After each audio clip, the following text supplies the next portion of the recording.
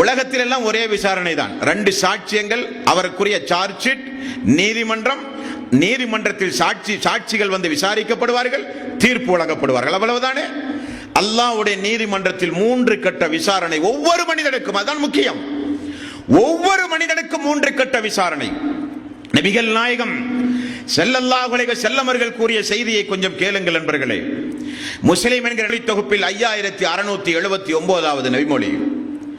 ஒரு அடியான் மறுமை நாளில் எழுப்பி நிப்பாட்டப்பட்டவுடன் அவன் அல்லாஹ்விடத்திலே சொல்லுவானா, இறைவா, நீதி வழங்குவதில் அநியாயம் செய்யப்பட மாட்டாது என்று நீ எனக்கு வாக்கு கொடுத்தாயா இல்லையா? ஆமாம் என்பான் அல்லாஹ்.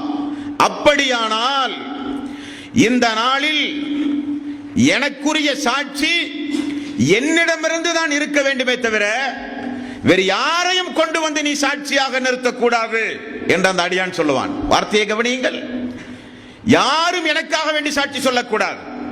அல்லாஹ் இவன் அநியாயம் செய்தான், இவன் அக்கிரமம் செய்தான், இவன் அதை செய்தான், இவன் செய்தான், யாரும் வரக்கூடாது.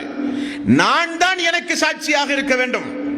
அப்படி என்னை நீ விசாரிக்க வேண்டும் யா அல்லாஹ் என்று சொன்னவுடன் அல்லாஹு தஆலா, உண்மைதான், சாட்சிகள் எல்லாம் மக்களுக்குத்தான், உலகத்தில் தான்.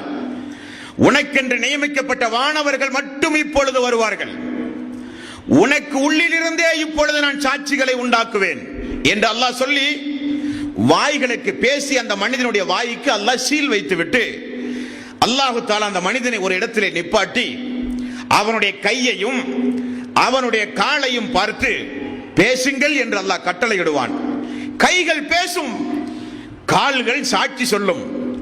அல்லாஹு தஆலா வாயில் உள்ள அந்த சீலை அகற்றி அவனுடைய கையோடு அவனுடைய காலோடு இப்பொழுது நீங்கள் பேசுங்கள் என்பான். அந்த அடியான் கையை பார்த்து பேசுகிறான், அந்த அடியான் அவனுடைய காலை பார்த்து பேசுகிறான்.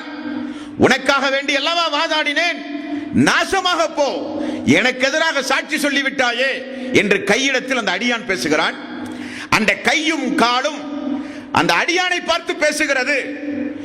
அல்லாஹு தஆலா எந்த நாவை பேச வைத்தானோ அவன்தான் இப்பொழுது எங்களையும் பேச வைத்தான் என்று சொல்லுகிற ஒரு அபரிவிதமான ஒரு சம்பவம்